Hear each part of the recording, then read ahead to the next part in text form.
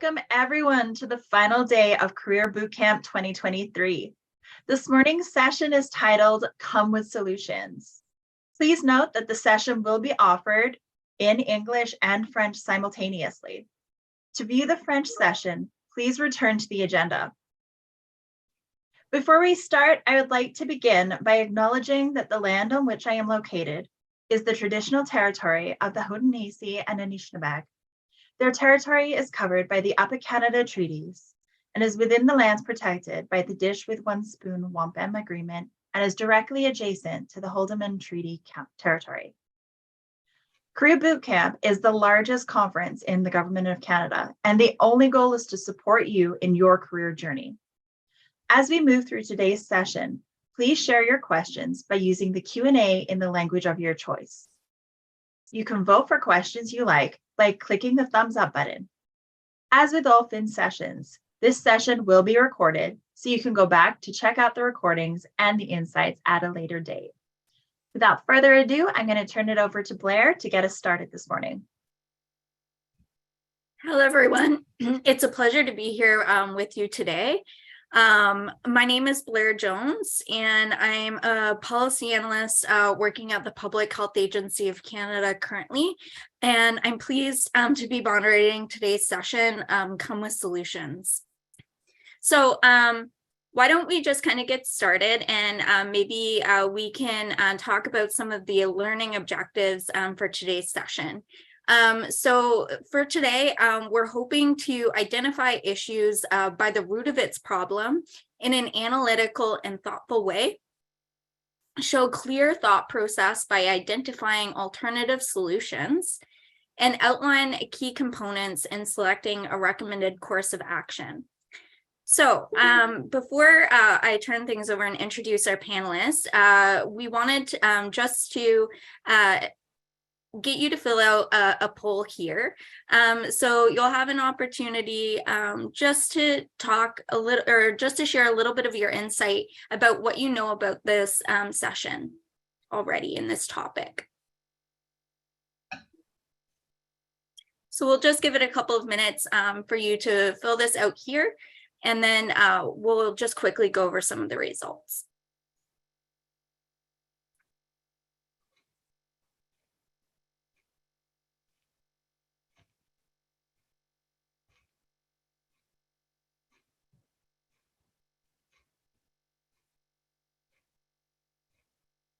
Okay, so it looks like a few of you may be unhappy with some of the policies and guidelines currently within your organization.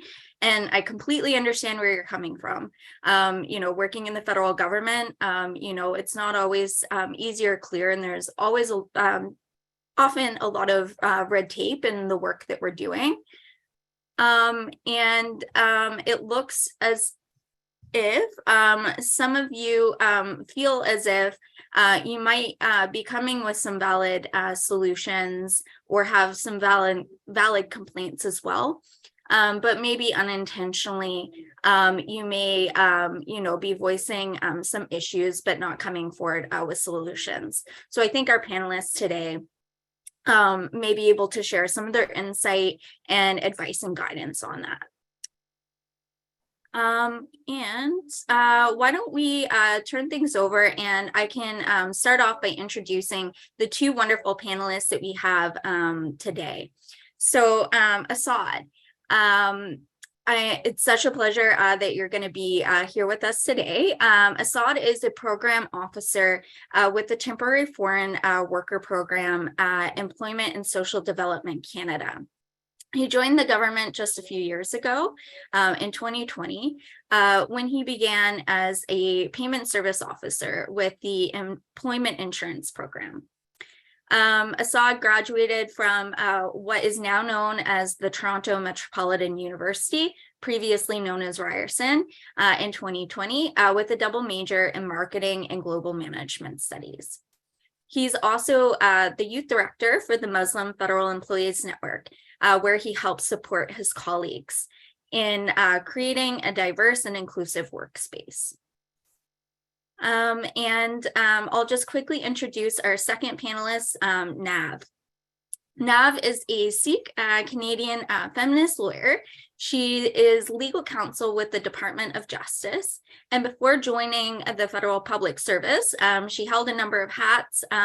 She was a professor in universities and colleges across Ontario and a lawyer and policy consultant. She received her law degree from the University of Toronto. She mentors students, youth, newcomers, and colleagues, and has worked in various initiatives to address social issues concerning diversity and marginalized populations. She's currently a vice president of labor relations at the Association of Justice Council and is multilingual and fluent in a number of languages, including English, Punjabi, French, and Hindi, and can also converse with Urdu. So it's a pleasure to have you both here today.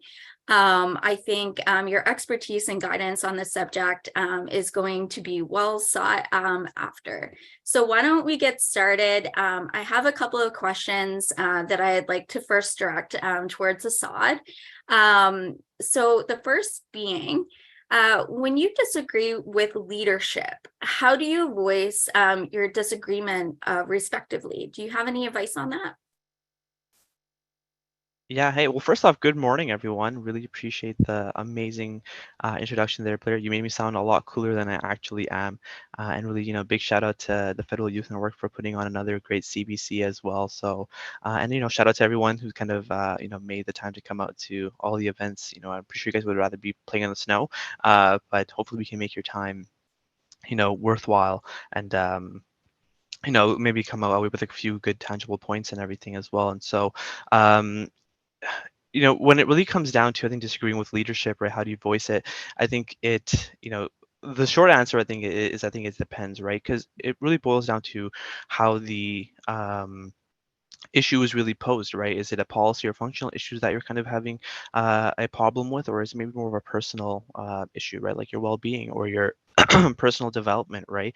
And so depending on how those issues are kind of posed to you and how you kind of approach them, is kind of how you would necessarily table them with the leadership. And I think it really starts with, I think, being as educated about the issue as much as possible, right? Especially when it's like a policy or functional, like how your department delivers its programs, or it has, structured its policies, or whatever the case may be. It really pays to be educated and really understand the many nuances that have kind of gone into the how they've built and how they've kind of implemented these policies. Because as Blair's kind of mentioned, right, it's a pretty hierarchical. There's a lot of moving parts to the federal public service, right? And I'm pretty sure, there's a lot of meetings where you guys are probably in where it's just, well, guys, we got to strategize our strategies and we got to consult our consultants, right? That's what it kind of sometimes feels like. But it's one of the main reasons that it's kind of come into that is because a lot of these policies and programs have kind of been built over time with a lot of added on parts, right? And so when it comes to, I think, breaking down some of these issues, right, it's looking at like how it's kind of come from point A to point B.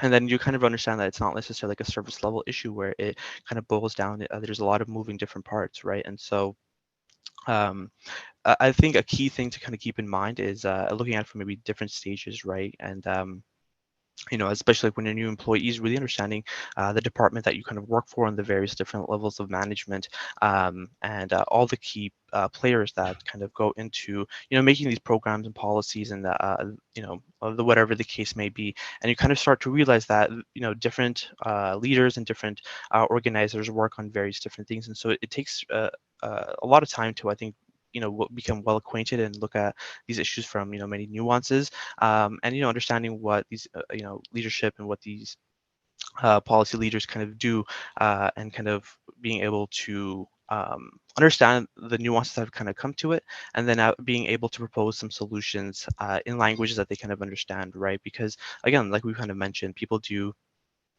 various different tasks, and so being able to when you understand an issue, understanding it from their perspective, right, and kind of tabling solutions that really that they're able to action upon, right? Because the last thing you kind of want is to kind of throw a blanket statement on towards, your colleagues or whatever the case is, and hope for a solution to come about, right? So, starts with being educated and understanding things from a nuanced perspective, and coming with a holistic solution to the table, right? And presenting those solutions in a manner that your colleagues are able to kind of action with.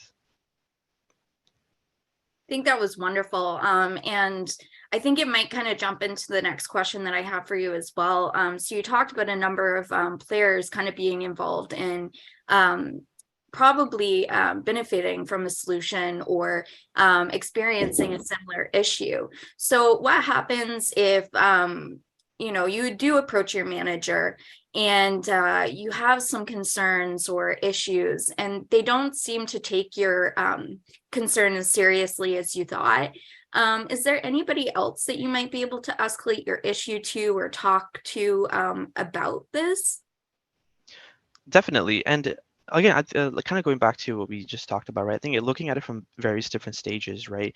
Uh, I think if you're a new employee or a co-op student or whatever the case is, I think you have the most coveted title in all of professional development. If you're a student or you're someone new to the department or new to the role, no one really has that kind of level of expectation for you to know all the ins and outs of how the department works and what everyone does. And so really taking that time from the get-go to reach out to various managers and various directors who are, the the players in your department, right? And really understanding what they do and what they're in charge of, right? And during that initial outreach, right, really understanding the department's value structure as well, right?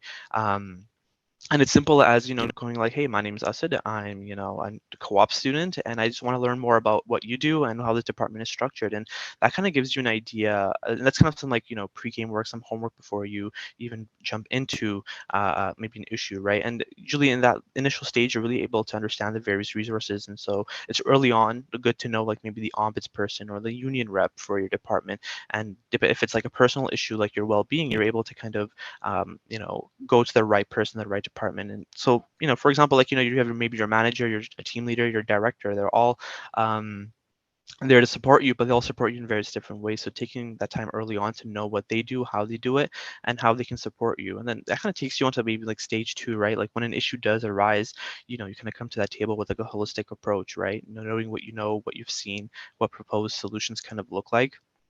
And this kind of goes back to knowing the people in your organization and framing things in a way that people are able to understand.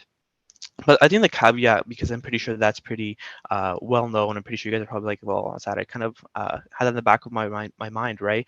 When it's like when it's more of like a personal, I think when it's a issue that kind of affects the people around you, I think it's also noting how you feel, right? When we look at, for example, some of the work that the Muslim Federal Employees Network we've done, we're a fairly new organization, kind of only launched over the last year or two, and so one of the biggest things that we brought to the table is how Muslims have felt and experienced in the in the public sector, right? And when that sort of doesn't work, when you haven't been able to kind of garner that attention and that support from your managers, it's kind of getting the support from your colleagues and the people around you, right? Because that becomes you have like a bit of more of a force to work with. You're more with the force that you're coming forth with. And so looking at various different visible minority networks, that the various departments and groups that comprise of your department. A lot of departments also have working committees when it comes to advising on certain issues. And so this goes back to stage one, really knowing what your department is, the value structure, the people that work there, and the various moving parts, right? And I think lastly, it's just the consistency and patience, right? Like Blair kind of started the conversation off with. A lot of these things are timing and talking to the right person at the right time, and that's sometimes the hardest part, right? It's just waiting to kind of get the right attention from the right person, but it's being consistent and patient and working with all the tools that you've got. I really like a few things that you said there, and I just kind of wanted to emphasize a couple of points. So typically, if you do see an issue, chances are someone else on your team or someone else in your circle has identified the same issue. And so being able to talk with them about solutions and coming forward together, I think sometimes, can really emphasize that problem, as you mentioned, and kind of put a little bit of a drive on finding a solution for it. And also really interesting point there about being new to the federal public service or being new in a team even. I think that those are incredible things that you're able to kind of leverage on because, as you said, nobody has high expectations at that kind of stage. You've just started with a team, you're still learning, you're trying to understand why things work the way they do and what the organizational culture looks like. So fantastic. Thank you so much, Assad. Navdeep, I wanted to turn things over to you and offer you an opportunity to answer a couple of the questions that we've pre-prepared. And the first is, how do you identify the root of an organizational issue? Is it an organization as big as OUT, especially within Canada's largest employer being the government of Canada? So in your experience, and I know that you have a lot on this topic, is there anything that you wanted to share?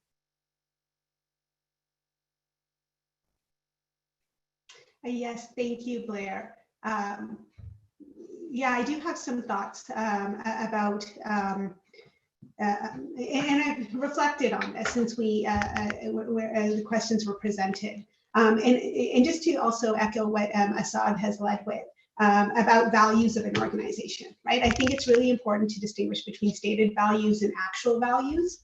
So I've had very different experiences within the federal public service with different organizations and departments that I've worked within the federal public service.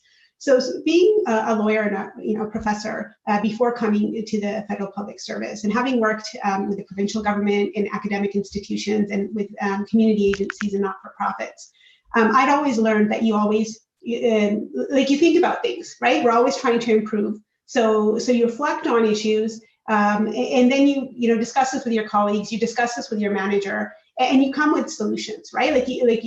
But also open to asking. So what are your thoughts on this, right?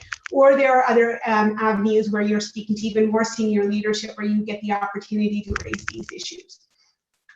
Now I've worked in federal public service organizations where I started out, where I thought this was normal, and I quickly learned that it was not, and it was not appreciated. And there was a culture where if anyone raises an issue, it's viewed just as criticism, right, and not being supportive. And so if some people did raise issues, even like issues personal to their career, they would just go identify it, but then had this approach. Well, it's in an hierarchical organization like that, it's the manager's job to propose any solutions.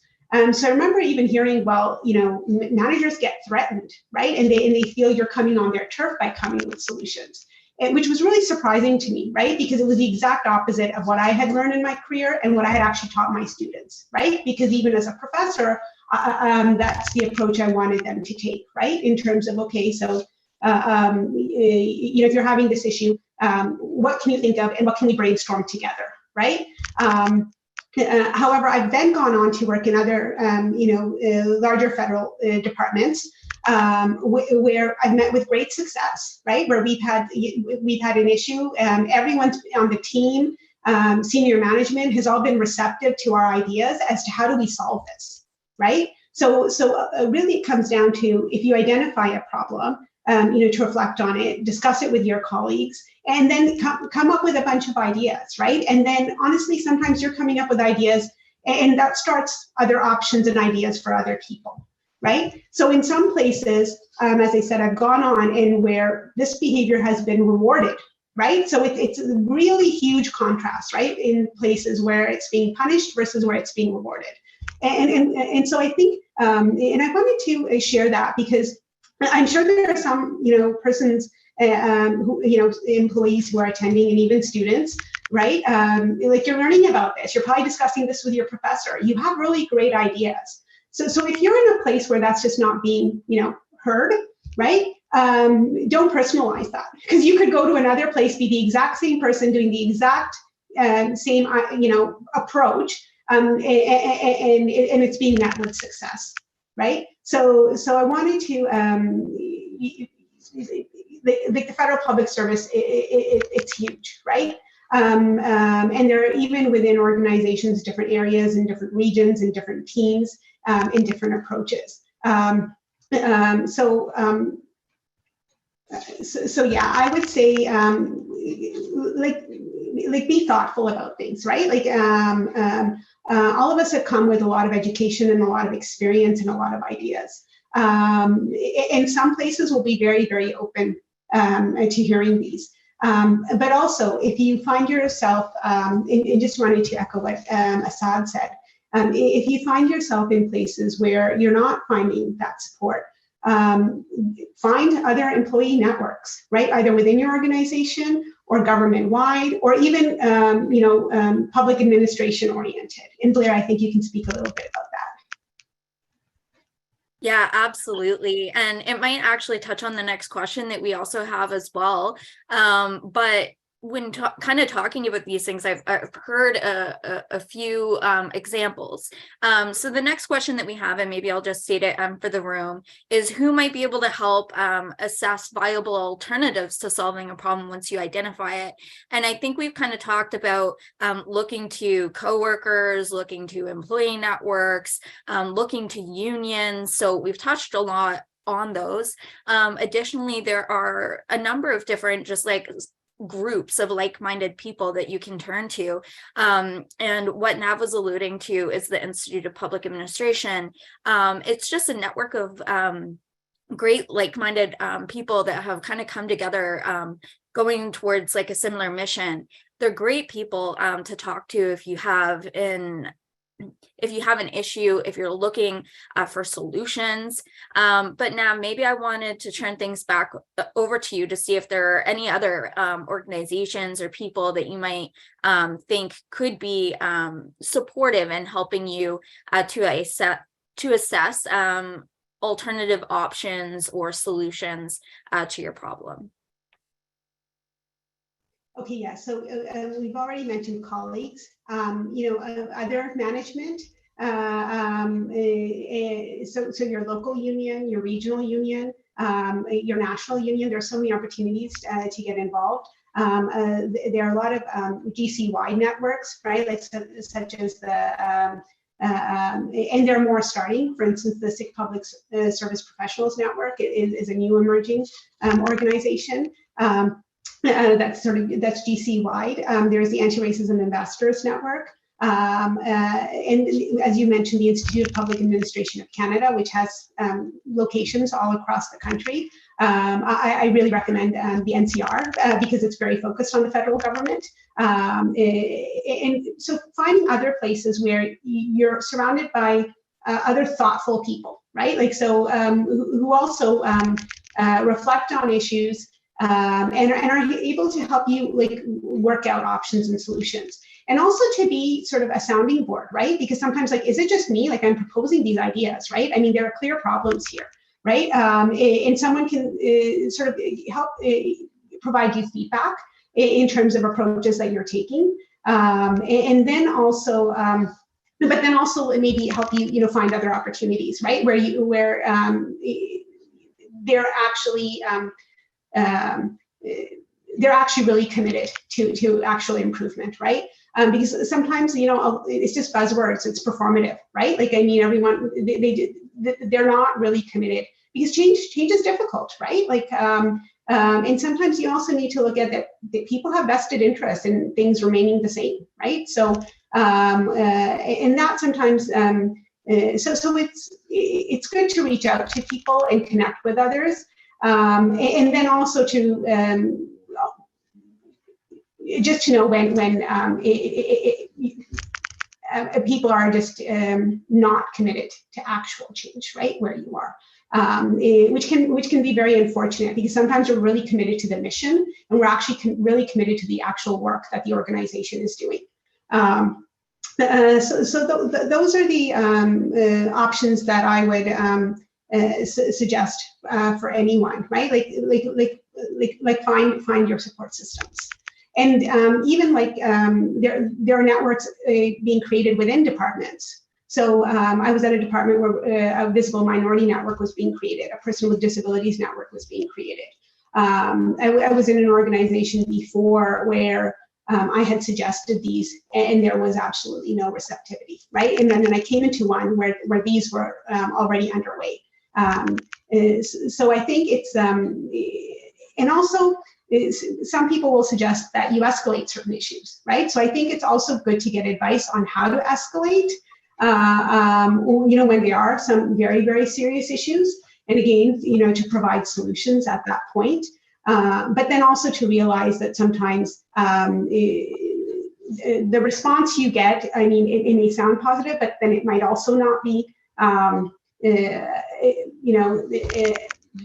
would say not understood properly, right? Because the higher up people get, the farther removed away they are from the situation, right? So, but there are some very senior management positions and people where they are very, very committed to hearing from employees. Absolutely. And I just wanted to recognize that we don't have a whole lot of time left in the session. So I did want to turn things over to a couple of questions that we have for the audience. And Nav, I might direct this first question to you. So we have a young female that's looking for advice. Specifically, she's noted that when her superiors or supervisors are older males, they're not always taking her seriously, not only just because of your age, but also your gender. And so she's noted that sometimes her manager only seems to take her seriously when older male colleagues in the office also agree with her opinion or her statement. Is there any advice that you might want to give her? Okay, yes. So unfortunately, this happens a lot. And it's something I've actually studied, right? It's your various identities, right? Whether you're female, whether there's sexism, there's ageism, there's religious discrimination, there's ableism, discrimination, just based on so many of identity factors, where what you're being said is just not being taken seriously. And this happens a lot to young women in the federal public service. I mean, it happens in academia. So one of the ways to approach this is beforehand to speak to colleagues, right? And to get support, right? And to go in and say, well, as I've discussed with my colleagues, because there might be allies that one can make, right? There are more assertive ways of dealing with this. I mean, if we're on social media, and there have been a lot of articles that have been shared about this. If you message me, I can share books. I have lots of books and articles to share on this topic. But one way is to say also, if you say something, someone else agrees with it, to say, okay, thank you. I'm glad that, my idea is now being recognized, especially now that my colleagues have supported it, right? Like just to make it like more aware in the meeting that you're aware of what is happening, right? If it's, constantly being happening, right? Like, maybe, send emails and just say, I have these ideas, right? And how, to your manager, how best do you think, I should express them, right?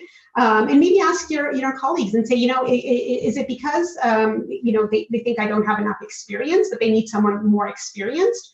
But we've all been in these meetings, right, where you're asking something and someone else says it, and suddenly it's like, oh yeah, that's a great idea. And it's like, hold on, this was my idea, right?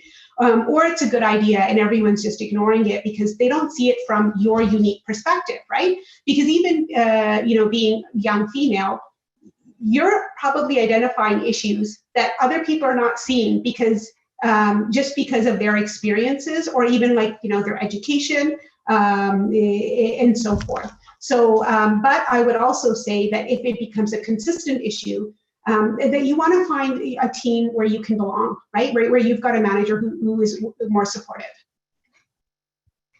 Thank you so much, Nav. And I know that we didn't have like a lot of time to go over all of the questions that came in for the audience, but I know personally, I think that we could probably do another one of these sessions. It'd be like 3-4 hours long. I think that this is kind of something that a lot of young public servants are experiencing, right? Finding their voice in an organization. So I don't mean to throw anybody out there, but perhaps this is something that Career Bootcamp can consider in the future, maybe doing a 2.0 session of this nature. So I did want to turn things back over to the incredible team at the Federal Youth Network to close off the session. Thank you so much, Blair, Nav, and Assad. That was really insightful, and I can't wait to go back and rewatch that. Before we end things, we do have a really quick poll. It's just for our purposes, so the answers won't be shared. We just want to know, was this a good use of your time? Yes, no, or I don't know. Thank you so much for joining us today. In addition to this session, we do encourage that you join us at 11:30 for Finding Your Balance.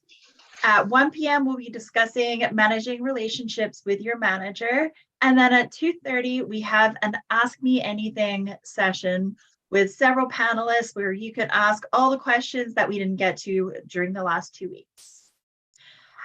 Finally, there's an opportunity to network this evening from 4 till 5 p.m. Eastern on Wonder Me, and that will be with some of the speakers that have spoken over the last 2 weeks.